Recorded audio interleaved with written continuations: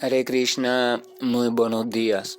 Namaste Vishnupadaya Krishna Preshaya Bhutale Srimate Bhaktivedanta Swaminiti Namine Namaste Saraswate Deve Gauravani Prasharine Nirvishesha Sumnyavadi Pashatya Deshatarine Shayatri Krishna Chaitanya Prabhu Nityananda Tri Abdaita Gadavdare Rivasadi Gaura Bhaktavrinda Hare Krishna, Krishna Krishna, Hare Hare, Hare Rama, Rama Rama, Hare Hare. Hare Krishna, reiterados, vamos a continuar con las lecturas y propuestas de reflexiones sobre los siempre maravillosos textos que nos proporciona el también maravilloso Srimad Bhagavatam. El último texto tratado, pues algunos días hemos tratado simplemente sobre temáticas que no están relacionadas o que no son propiamente derivadas de ninguno de estos textos. Por eso voy a recordar el último texto como tal tratado. ¿Cuál fue? El último texto tratado, como les decía, fue el texto número 15 del capítulo 2 del canto número 2 del Srimad Bhagavatam, en el cual se escribe lo siguiente, o sea, Sukadeva Goswami dice: oh rey, cuando quiera que el yogi desee irse de este planeta de seres humanos, no debe desconcertarse en relación con el lugar o tiempo idóneos para hacerlo, sino que debe sentarse cómodamente sin que nada lo perturbe, y regulando el aire vital debe controlar los sentidos por medio de la mente. O sea, estaba allí situado. En ese momento habíamos explicado sobre las cuestiones de los Vedas, que hablan de que hay momentos y hay espacios, lugares, etcétera, etcétera, que son apropiados para que si la persona abandona el cuerpo en ese espacio, tiempo, lugar, etcétera, etcétera, tiene una gran posibilidad de pasar a un estado de conciencia superior, no espiritual todavía, pero sí superior, o sea, lo que llaman planos de conciencia de mayor disfrute. Alcanzan planos de conciencia más elevados en el gradiente consciente. Deben entenderse a la conciencia como un continuo. La conciencia no es muchas conciencias, hay una sola cuestión de conciencia, lo que esa conciencia tiene varios grados. Y entonces a cada uno de esos grados también, que no son limitables rígidamente, aquí se termina un grado, aquí empieza otro, varios niveles, como los colores del arco iris. No hay exactamente dónde termina el naranja y empieza el amarillo, sino que uno se va transformando en el otro sin encontrar una ruptura rígida. Entonces igual pasa con la conciencia, solamente una, pero se va viviendo en diferentes grados. Entonces hay ciertos lugares, ciertos momentos, ciertas etapas del año, del día, ciertos espacios determinados por sus condiciones magnéticas, por sus condiciones gravitatorias, etcétera, etcétera, donde el cuerpo, la fisiología del ser humano y el sistema eléctrico también, sistema nervioso, función del cerebro, etcétera, etcétera, les es fácil encontrar cierta sincronicidad y cierto tipo de armonía en una frecuencia determinada, y entonces le es posible entrar a un estado de conciencia inmediato superior, o sea, al próximo gradiente de conciencia, donde a partir de ahí comienza esa chispa de vida a ser consciente de otra realidad que por supuesto es más placentera que la anterior, en cuanto que tiene más flexibilidad de poder diseñar a su propio antojo lo que anda buscando. Es importante comprender que todavía esos gradientes se encuentran dentro de lo que llaman plano de conciencia material, en tanto todavía esa entidad viviente tiene ciertas cosas pendientes, ciertos disfrutes, ciertos anhelos de los cuales quiere satisfacer. Estos disfrutes y anhelos están, por supuesto, relacionados con sí misma.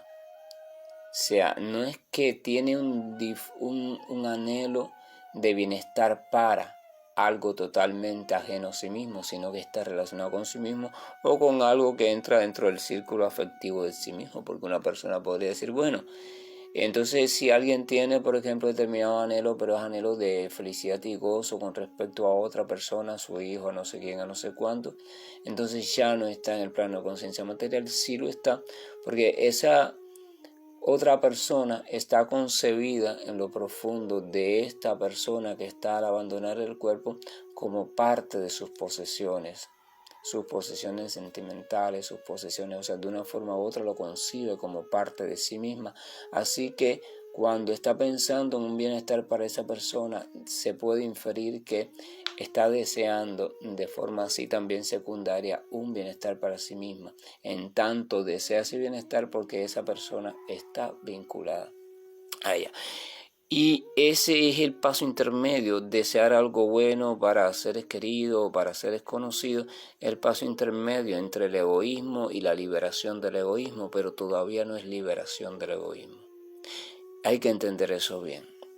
Entonces, dice que en aquel momento explicábamos, ¿no?, que la ciencia védica le recomendaba a los yogis, cuando quisieran, que esa es otra cuestión, los yogis se entrenaban para, a su debido tiempo, cuando ellos quisieran voluntariamente abandonar el cuerpo. O sea, ellos no esperaban la muerte, ellos simplemente cuando llegaba un momento apropiado, propicio, según estas enseñanzas, ¿no?, un momento que fuera de luz, un tiempo, etcétera, etcétera, que las condiciones estuvieran creadas para que fuera fácil acceso a otro plano subsiguiente de conciencia, entonces ellos simplemente se colocaban en su postura de meditación práctica, introvertían todo, recogían los sentidos, bueno, todo el proceso normal, dirigían el aire vital colocaban el aire vital en un determinado punto y entonces se abstraían, entraban en samadhi y voluntariamente permitían el abandono del cuerpo, se permitían abandonar el cuerpo, permitían que la potencia consciente se desvinculara completamente, o sea, lo que llaman la muerte, se desvinculara completamente del cuerpo, para seguir, ¿no?, indagando de plano de conciencia en plano de conciencia. Entonces Sukadeva Goswami le está diciendo, sin embargo, no es necesario esperar, hay otra manera y que también tiene un resultado auspicioso, de eso también hablamos, hay otra manera. Sin embargo, comienza con la misma finalidad, o sea, el entrenamiento es el mismo. Buscar un lugar, o sea, dice sentarse cómodamente, o sea, aquietarse sin que nada lo perturbe, y regulando el aire vital. Claro, nadie puede regular el aire vital si antes no hubo un entrenamiento para ello. Todo esto no está hablando Sukadeva Goswami de personas que simplemente dicen, bueno, ya quiero abandonar el cuerpo y voy a hacerlo, y entonces me siento cómodamente, nada me puede perturbar, regulo el aire vital. No puede hacerse así. Ni el sentarse cómodamente puede hacerse, porque si usted no tiene un entrenamiento para este tipo de método que se empleaba hace 5.000 años, entonces usted al rato de estar sentado va a ser molestado, que si se me entumecieron las piernas, que si esto, que si estoy incómodo, que si me pica aquí, que si me molesta allá, que si... Entonces, por eso vemos que la sadhana, sea cual sea el método que la persona esté practicando, la sadhana o el entrenamiento regular, disciplinado y bien guiado, orientado, progresivo, inteligente y científicamente, es imprescindible. ¿Ok?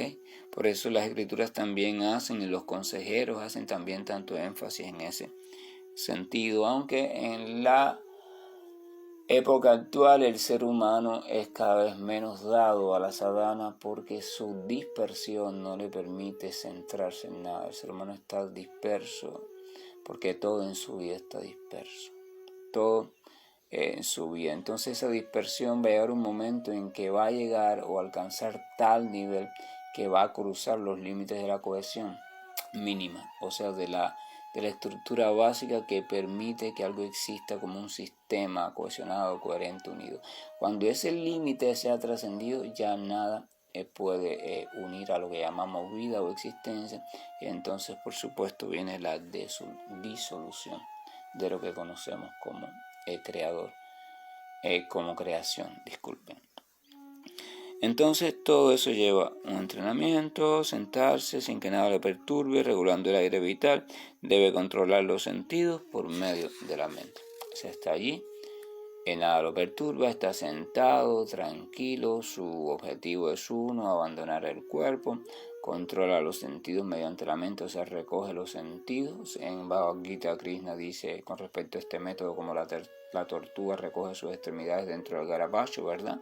Para hacer una alusión, una imagen entendida por la mayoría de las personas. Entonces, después continúa diciendo el texto 16.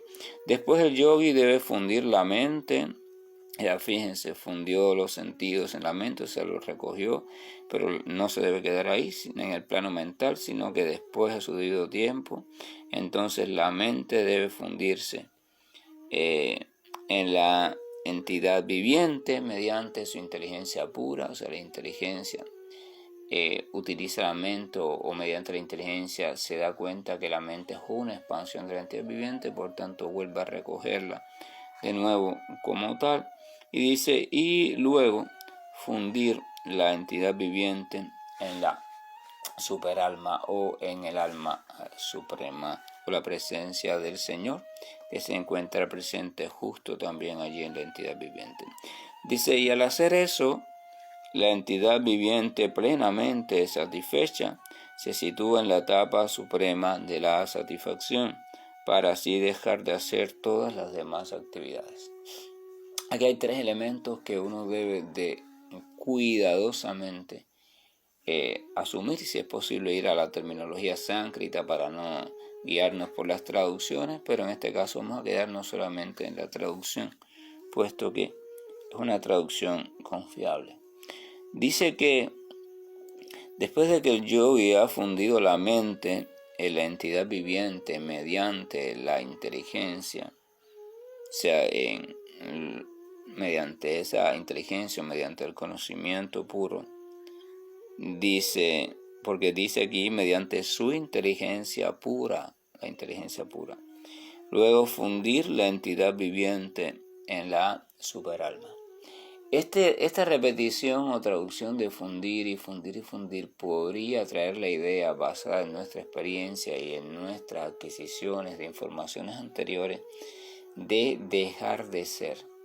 O sea, usted coge un pedazo de hierro, lo coloca a una temperatura muy elevada, se vuelve líquido y entonces tiene un almacén, un recipiente donde hay otro cantidad de hierro mayor aún que está en estado líquido porque se mantiene a temperatura muy alta, y usted simplemente junta este con aquel, lo funde allí y después se enfría y ya no quedan dos sino queda uno.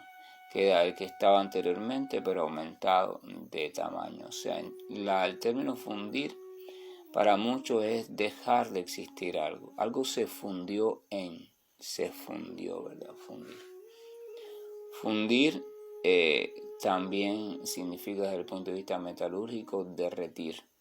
O sea, la forma sólida se fundió, o sea, se derritió, dejó de ser sólida, perdió toda su estructura visual, o sea, toda su forma. O sea, entonces esa interpretación de dejar de ser es peligrosa porque es lo que guía hacia el impersonalismo, y el impersonalismo, aunque es un modo también de acercamiento a la verdad absoluta, es un modo que se torna muy desorientador en cuanto llega a un punto donde ya no hay referencia sobre la verdad absoluta y por tanto si no hay referencia no se le puede encontrar. Entonces vamos a quedarnos con esa idea del fundir como pérdida de individualidad, como dejar de existir, como si el ser, el buscador, el yogi en ese punto ya dejara de existir, o la chispa viviente que está funcionando como yogi dejara de existir, dejara de ser. Vamos a ver qué dice después. Dice, al hacer eso, la entidad viviente plenamente satisfecha se sitúa en la etapa suprema de la satisfacción. Bueno, si el fundirse con el alma suprema en esa etapa significa el dejar de estar, el por decirlo así, para entenderlo mejor, el desaparecer por completo todo rastro de conciencia individual. Entonces, ¿cómo sería posible que sucediese esto que explica la otra mitad del texto? Donde dice que al hacer eso, la entidad viviente plenamente satisfecha. El término satisfacción, como todo estado, implica una necesaria presencia de conciencia. O sea, usted no puede estar satisfecho. Usted no puede sentirse satisfecho si no hay un grado de conciencia. ¿Cómo usted va a poder sentirse satisfecho? ¿Cómo usted va a poder estar satisfecho? ¿Cómo la chispa de vida va a experimentar satisfacción si no hay conciencia? Se ha perdido toda conciencia porque supuestamente ha dejado de existir y se ha fundido. Evidentemente, al parecer, hay algo en el entendimiento del término fundirse que está siendo mal tomado por muchos de nosotros.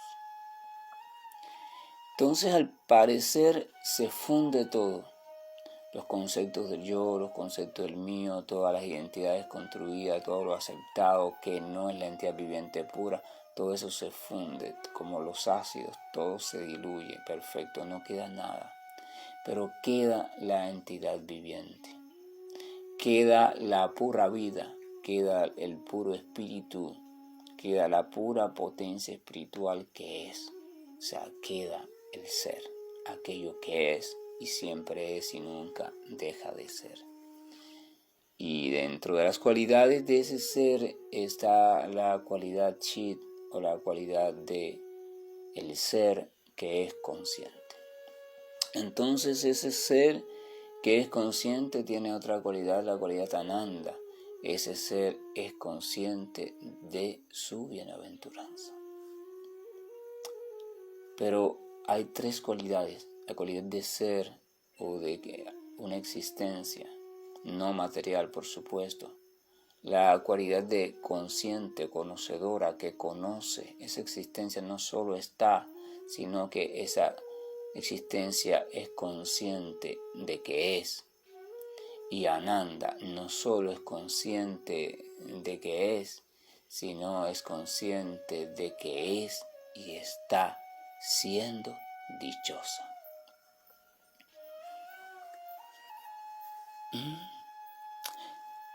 Entonces, vamos a continuar. Dice: viviente plenamente satisfecha se sitúa en la etapa suprema de la satisfacción, para así dejar de hacer todas las demás actividades.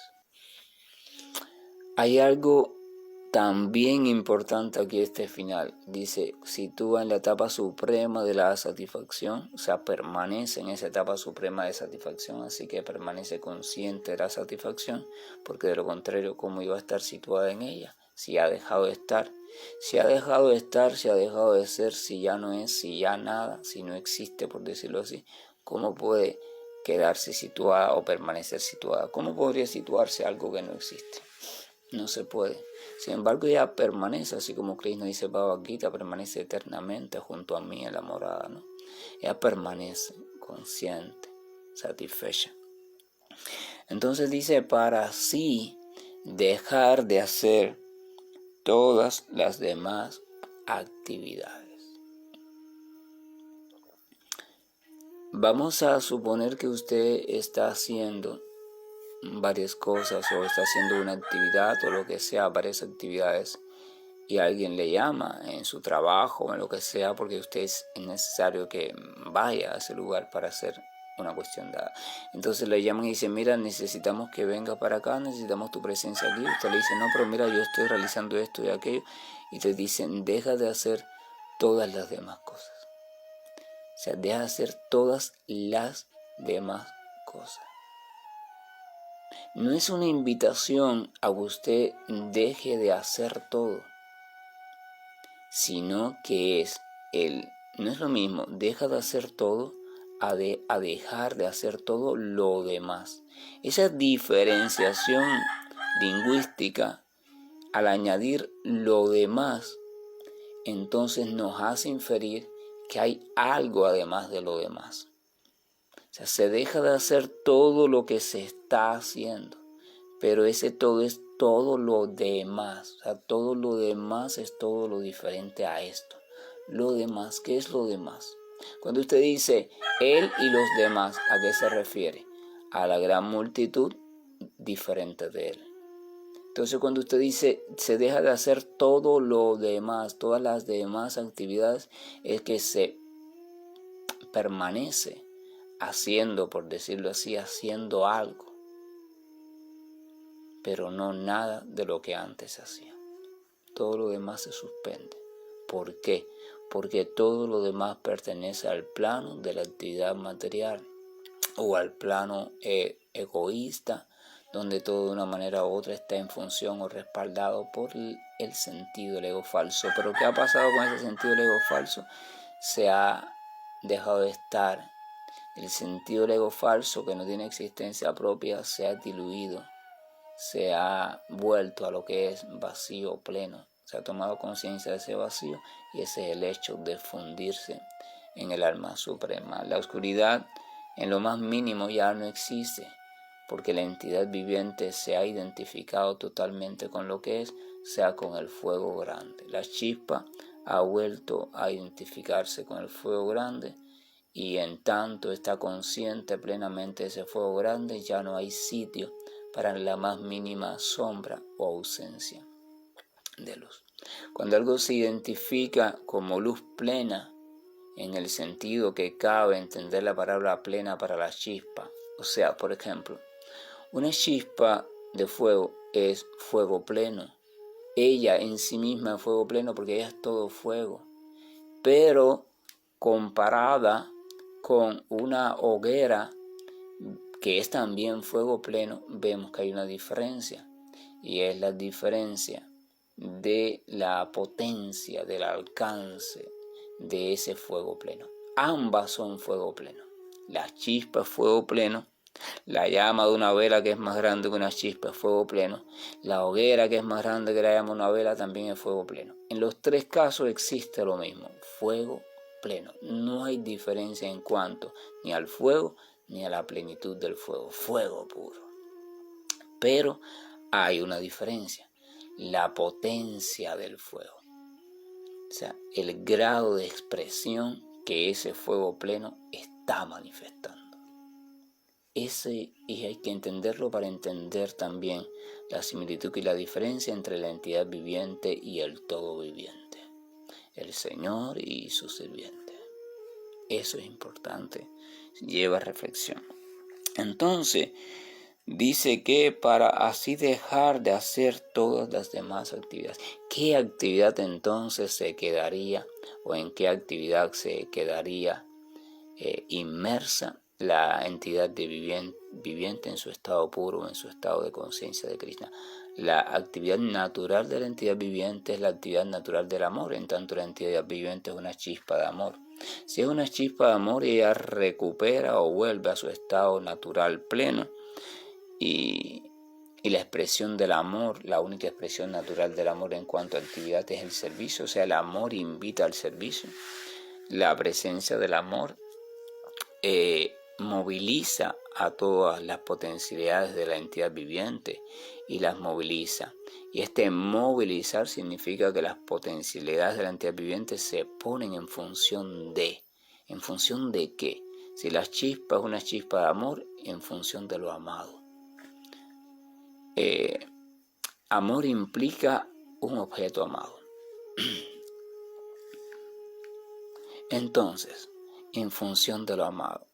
Y cuando algo se pone en función de lo amado, ese ponerse en función y todo lo que surge de allí o todo lo que sucede en ese estado, entonces se recibe el nombre de servicio amoroso o servicio devocional. Entonces, la entidad viviente, una vez se ha salido de todo lo que no es realmente ella, incluyendo el ego falso, ese original, y ha accedido a ese supuesto estado de fundirse, o sea, ese estado de volver a la plenitud espiritual, entonces permanece inmersa en una sola realidad. la realidad de constante intercambio amoroso en forma de servicio devocional amoroso con respecto a su objeto de amor. Ese intercambio se da de formas ilimitadas. Así como el comer acá. Usted, por ejemplo, usted dice, tengo deseo de comer algo.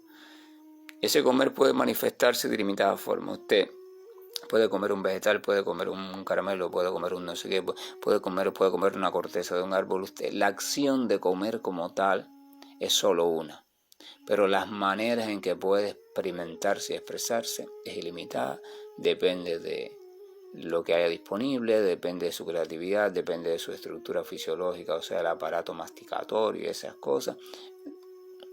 Lo mismo pasa.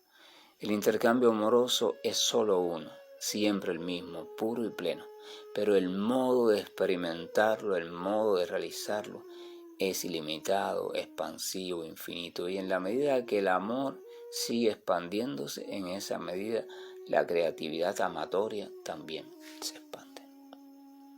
Entonces no hay límite. El servicio amoroso o descrito como bhakti en sánscrito, estoy hablando ya del bhakti original, no del bhakti que practicamos aquí como ensayo, no, el bhakti original, la actividad original en el plano de conciencia espiritual puro, es ilimitado, variable, ilimitado.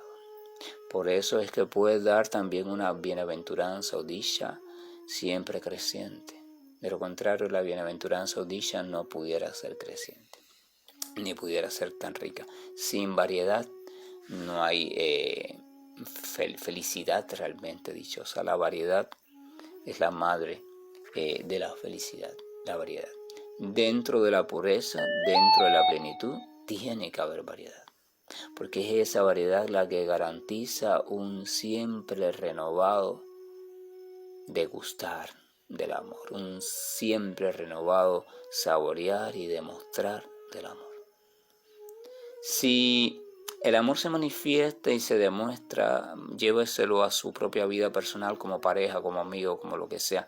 Si usted manifiesta el cariño que siente por una persona y lo hace siempre de la misma manera, ¿qué va a pasar? A que comúnmente le llamamos a eso, las cosas se vuelven rutinarias. Y sabemos lo que pasa cuando las cosas se vuelven rutinarias.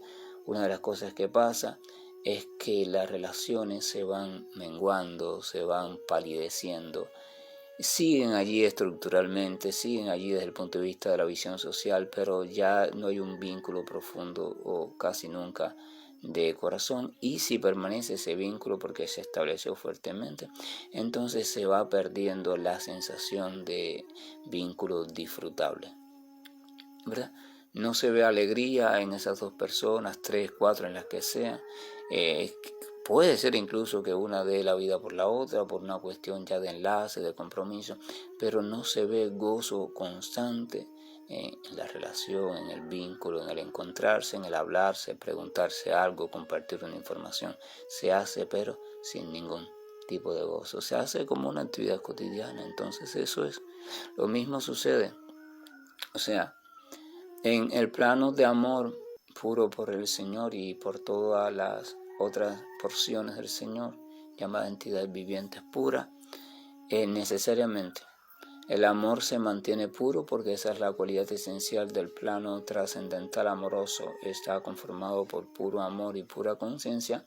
Eso se mantiene puro, pero su expresión, que no es más que a lo que llamamos mundo espiritual. El mundo espiritual es la diversidad de expresiones siempre cambiantes, siempre renovadas, siempre reactualizadas de la potencia de amor. La potencia de amor está constantemente. Como una discoteca, a veces vemos que hay unas luces cambiantes y uno mira y busca y ve, por ejemplo, a veces una esfera conformada por muchas caritas o espejitos. Sus caritas, o sea, un poliedro de muchas caritas, que esas caritas tienen la capacidad reflexiva como de tornasol. Entonces cuando la luz incide en esas caritas, esa esfera está dando vuelta y entonces ella refleja constantemente la luz de la discoteca, pero la refleja de un modo siempre diferente porque está dando vuelta. Entonces cada espejito refleja de un modo diferente, pero al mismo tiempo nunca está en la misma posición porque está dando vuelta a la esfera y se crea una sensación de realidad siempre cambiante, pero siempre colorida. La disposición y combinación de los colores en el espacio siempre está cambiando. Aunque son los mismos colores, siempre se están recombinando y variando, entonces están dando siempre una nueva realidad, iluminada siempre, pero siempre nueva. Esto hay que también comprenderlo, y lo mismo sucede con el amor. Las dos cualidades tienen que estar al mismo tiempo: lo puro, o sea, la permanencia, puro amor, y lo siempre cambiante dentro de lo puro. Nunca el amor disminuye, nunca deja de ser amor en el plano espiritual de la relación amorosa con el Señor en su estado puro, pero nunca se refleja, nunca sucede de la misma manera. Esa es maravilloso. Comprender y reflexionar, dedicar tiempo a reflexionar en este asunto es maravilloso porque me va a abrir también el entendimiento hacia mi relación con la realidad en el mundo material. Y voy a comenzar a ver a toda cosa, situación, elemento, lo que sea, criatura, lo que sea, célula, lo que sea, como un reflejo diferente en alguna medida de alguna de las características o cualidades del Señor. Un reflejo muy desvirtuado, un reflejo muy alejado, en tanto es reflejo de otro reflejo, que es reflejo de otro, etcétera, etcétera. Pero de algún modo entonces el místico comienza a ver en todo eso un simple reflejar en algún grado y con determinado tipo de distorsión, pero al fin de cuentas un simple reflejar que nos alerta, nos apunta, nos da indicios sobre el maravilloso Señor, sobre sus cualidades. Si la naturaleza propia está llena de cualidades asombrosas, significa que hay un modelo original que es totalmente asombroso, lleno de cualidades variables. Eso se llama inferencia, es una de las maneras de llegar a la conclusión de que Dios existe de forma indirecta, o sea, cómo indirectamente llegar a la conclusión. Otra forma es la aceptación o la fe, o sea, simplemente encuentro información que me dice que existe Dios, que existe esto, que existe aquello, simplemente lo acepto sin necesidad de inferirlo a través de mi observación. ¿Verdad? Y otra forma es la experiencia propia, que es la forma más rara, o sea, por cuestiones de la misericordia divina, alguien tiene la experiencia sin previa información de constatar por propia experiencia de que existe algo maravilloso, a lo que llaman, después se entera que algunos le llaman Dios. Que la gracia y el amor de nuestro Señor nos acompañe, bendito Señor que nos guía siempre por caminos maravillosos y siempre que seamos capaces de ir zafándonos de las rigideces que nosotros mismos hemos adquirido como conocimiento, creencias rígidas, etcétera, etcétera. En esa medida podremos ir abriéndonos hacia todo el espectro siempre ilimitado y siempre creciente, accesible en una profundidad cada vez mayor de lo que llamamos la comprensión acerca de nosotros mismos y acerca de todo lo que nos contiene, o sea, el Señor Supremo.